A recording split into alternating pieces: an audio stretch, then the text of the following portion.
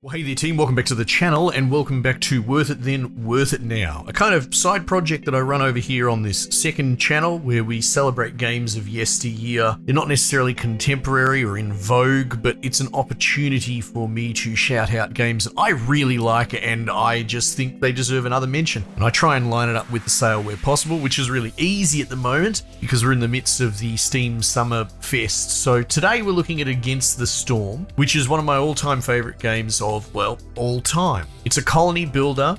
It's a roguelite colony builder, which is something you really don't see very often. There's been a couple of attempts. It's very novel, but never really quite there. And not only does this game nail it, but it kind of sets the expected standard forever forward. I did review it on the main channel and I've covered it through the course of its early access life cycle. So this is not exactly new territory for me, but in the midst of this sale and all this stuff going on, I've got a million different games I could be playing. This is the one that I found myself booting up the other night, and I just fell straight back down the rabbit hole all over again. I reset my save, which is probably a big no-no because this game's really big on meta progression after colony runs, which is not something you'd be familiar with. To put it plainly, the gameplay loop of this exists by starting a new colony every time, and that running for 30 to 60 minutes. It's definitely what you would probably call on the longer form side of a roguelite structure,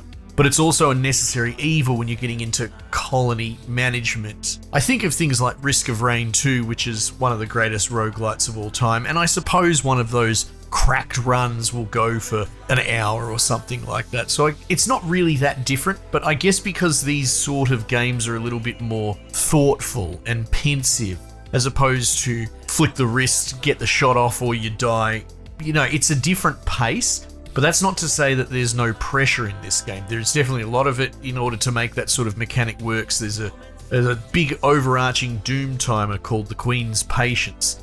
I should probably back up a little bit. The theme is that you are what's called the Queen's Viceroy. You're essentially her representative from some faraway land, and you're in this area here where you're trying to rebuild and colonize this setting, which is not just rugged and rural, but it has these seasonal wipes on a meta scale. After you build X settlements, failed or passed or otherwise, like 5 of them, it will reset the entire map again. So it's kind of a run on top of a run. And there's, you know, there's all these wonderful creatures that you interact with, and they have species-specific needs, like beavers, you've got humans, you've got lizards, and then you've got other DLC characters that got added on along the way. But the reason for just stepping back and giving you that 100-foot view is to point out that the Queen's impatience, or patience, depends how you want to look at it, is the doom timer here. And so stripping out all of the meta progression and buying progress and unlocking new things, a run will look like you pick a place on the map that's accessible from the Smouldering City, which is the central city that everything resets to, and each subsequent town can daisy chain further into the fog on the back of the previous one. So it has this kind of cool flow to it, but ultimately you just pick something within radius and you know, pick your difficulty, pick your starting caravan, which might be influenced by what characters you have in it, and all sorts of meta upgrades get added on top of this. But this is the core loop, especially since it's a bit fresh for me restarting. And you go in and you basically just start this colony from scratch. There's a seasonal component to it, the drizzle, and I think it's just called the rain, storm season, whatever. But essentially it's like summer and winter, good, bad. You know, when it's raining, it's miserable and you get debuffs and all that. And then when it's sun's shining, you grow crops. So it's this bookended seasonal system.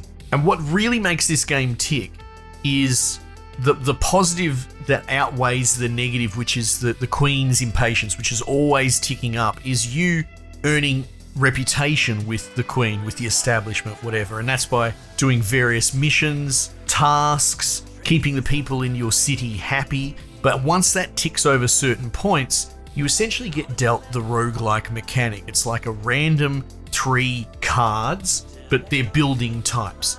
So you only have the bare basic buildings unlocked. You've got some gathering buildings, you've got very generic housing for all dudes, and some basic production trade goods stuff. But as far as like higher order food, which is a really big part of it. For example, like you might want to make biscuits and pies to keep humans happy and fed because they have breaks between their work rota. Well, in order to do that, you have to set up a production chain, but you only can do that if you've got the buildings accessible, and you can only get those buildings accessible by unlocking them with the reputation mechanic. So it roguelike deals you a choice, and all the UI is incredibly readable, so you know what you do and you do not have access to. And then the layer of higher strategy on top of that will be there are different tiers of buildings. Again, like I said, you've got some starter trade good production, very basic stuff, very inefficient, 20 wood to create one item, something like that. And ultimately, while you do want to unlock more things for more production chains,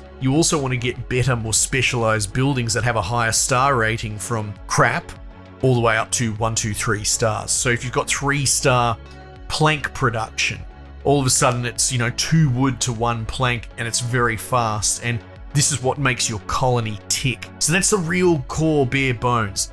So you're racing against the clock, you're exploring out, you're unlocking more biomes as you go. Or not biomes, these like little pockets as you chop away at the tree with your woodcutters. You open these pockets and they'll have little events in there, and some of them are mostly beneficial, but you get some big scary ones that are really dangerous, and you want to not pop that bubble if you can help it, or at least until you're ready for it. There is a risk reward to it. You might actually have a build, if you want to call it that, where you aggressively seek out these sort of danger glades. But that's just the thing. There's so many different ways to play it. It takes that roguelike mentality of building an hour-long colony. Are you going to lean into like one species? You're going to try and just have mostly beavers, right? Because then your production chain gets a bit more narrow, but keeping them all happy above the certain threshold can be a little bit tricky. You have to make sure you've got the right supply and demand. Replenishable food and all that can be quite tricky. Like there are farming systems where you can lay out plots, but it's only on very specific fertile land. A lot of the time you're incentivized to go deeper into the forest or the biome. I won't spoil it. There's lots of different places you can go, but you're ultimately going to want to delve deeper and darker into the forest to get the resources to feed your production chains. Anyway, that's Against the Storm for you in a pretty shorthand nutshell. I love it. I just came off the back of doing like a really, you could probably call it a boss area. It's almost like a boss fight. Huge, dangerous finale thing that you had to keep satisfying certain requirements, from happiness to earned reputation to trade goods traded. It really kept me on my toes and came down to the wire. Oh my god, it was draining but satisfying, and I immediately started a new colony again. So there it is, Against the Storm. It's on sale now. It's one of the greatest games of all time, definitely one of the greatest colony managers of all time, and if for some reason you've missed it, this is me telling you to go and pick it up on the cheap. Anyway team, might just leave it there for the time being, and I'll catch you guys on the next one.